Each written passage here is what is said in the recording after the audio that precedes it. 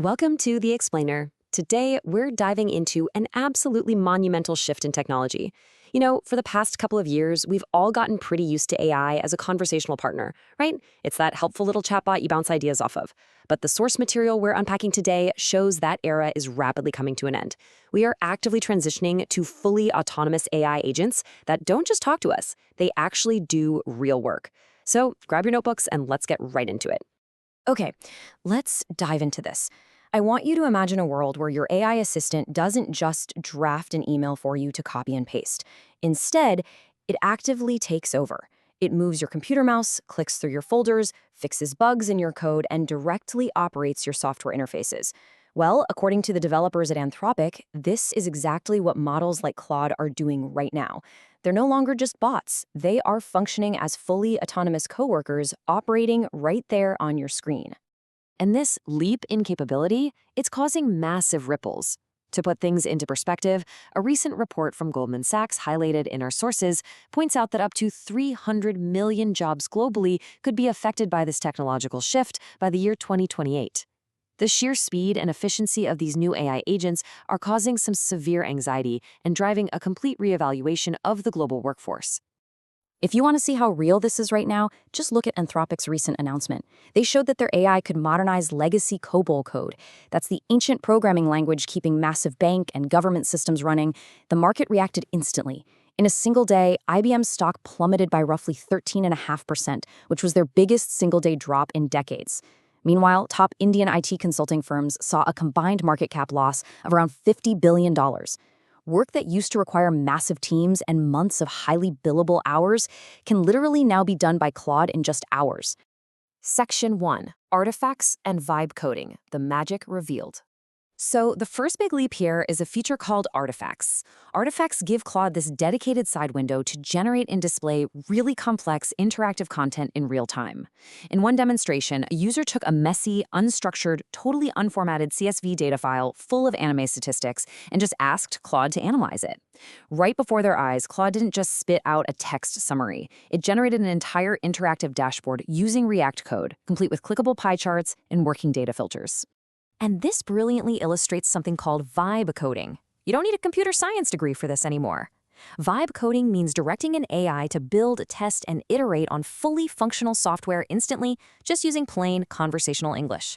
You literally just describe the vibe or the exact function of the app you want, say a luxury hat ordering system, and the AI writes the code, runs it, and displays the working app right there in that artifacts window.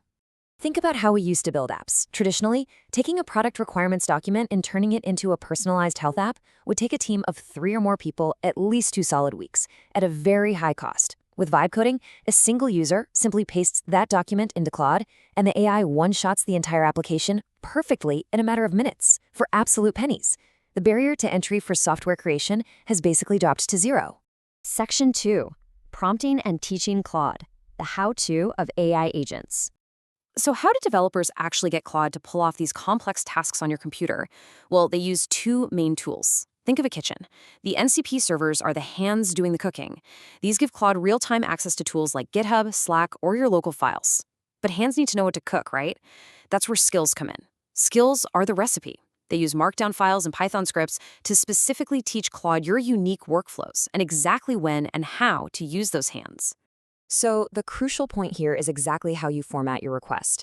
Anthropic actually revealed an exact token-efficient framework to get highly accurate deterministic results instead of just creative rambling. Step 1, tell Claude its role. Step 2, provide the dynamic content, clearly separated by XML tags. Step 3, give step-by-step detailed instructions on what to do. And finally, step 4, add clear reminders of the rules right before it starts executing. Let me give you a fascinating real-world example of that framework in action. Anthropic worked with a Swedish car insurance company to process claims. They fed Claude a Swedish accident form alongside a really messy hand-drawn sketch of a car crash. By structuring the prompt carefully, telling Claude to look at the form first, then analyze the drawing, and giving it extended time to just think, Claude perfectly analyzed the data and decisively concluded vehicle B appears to be clearly at fault. It reasoned exactly like an expert insurance adjuster. Section 3. Automating the real world. AI in the enterprise. Let's look at how this plays out in the daily grind with internal IT and legal bug tickets. Traditionally, if a password reset button breaks on a website, a human engineer gets a ticket, sets up a local server, hunts through the code line by line, and coordinates with the legal team. It takes about 5 to 7 hours of really high-stress work. But when powered by Claude's enterprise tools, the AI just opens the website, reads the code, fixes the bug, and pushes the update completely on its own in 15 minutes, completely stress-free. Anthropic's own legal team actually built a physical legal lamp for their desks that blinks in Morse code whenever Claude is processing a task. They are using the AI to automate the grueling, repetitive busywork of the enterprise. We're talking complex legal redlining, instantly generating conflict of interest reviews, and scanning massive marketing blog posts to flag security claims or publicity rights, all before a human ever even has to read them. Now, with all this incredible speed and autonomy, you might be wondering about mistakes. The core best practice holding all of this together is human oversight. Enterprises are ensuring humans remain very much in the loop. The AI does the heavy lifting, the initial first pass, and the prioritization, but a human still has to click approve. That's absolutely crucial to prevent AI hallucinations or costly errors. It really is a true coworker relationship. Which brings us to Section 4, the economic disruption navigating the future of work. Based on the sources we're looking at, there's quite a bit of anxiety in the corporate sector right now regarding outsourcing. Previously, a U.S. company might outsource a massive app build to a 300-person team overseas. Now, the mandate is totally shifting. Companies are looking to hire maybe 150 people and use AI tools to cover the remaining 50% of the output. So the transition isn't about entirely zero human companies just yet. It's about this 50-50 split where human workers act more like managers for highly capable AI agents. But wait, there is a massive silver lining here for the proactive worker. Why does this matter for you?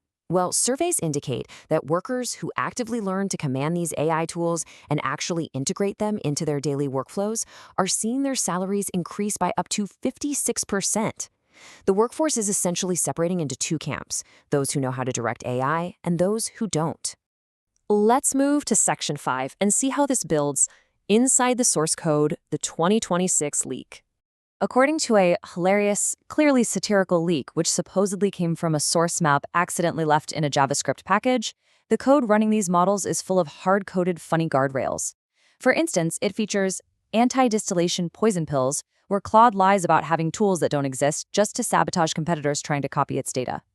It also features a regex frustration detector that scans your prompts for swear words to figure out if you're getting annoyed with it, and even an undercover mode to hide the fact that an AI is making code commits. As funny as this satirical leak is, it actually serves a fantastic educational purpose. It perfectly demystifies what we often fear as this untouchable alien intelligence. When you finally look under the hood, AI isn't magic. It is literally just basic programming concepts, API calls, system prompts, regular expressions, glued together with a massive amount of what developers call prompt spaghetti. At the end of the day, it's just software. The leaked code even hinted at some totally bizarre and whimsical unreleased features. Things like Buddy, which is a Tamagotchi-style digital pet you can raise while you code, a teased Opus 4.7 model, and Keras, a background agent that purportedly dreams and consolidates memories while you sleep. It just goes to show the deeply human, playful side of AI development happening behind closed doors. Which brings us to the final thought of this explainer. The tools are absolutely here. They can read messy data, write brilliant code, solve complex legal tickets, and operate your computer like a ghost in the machine.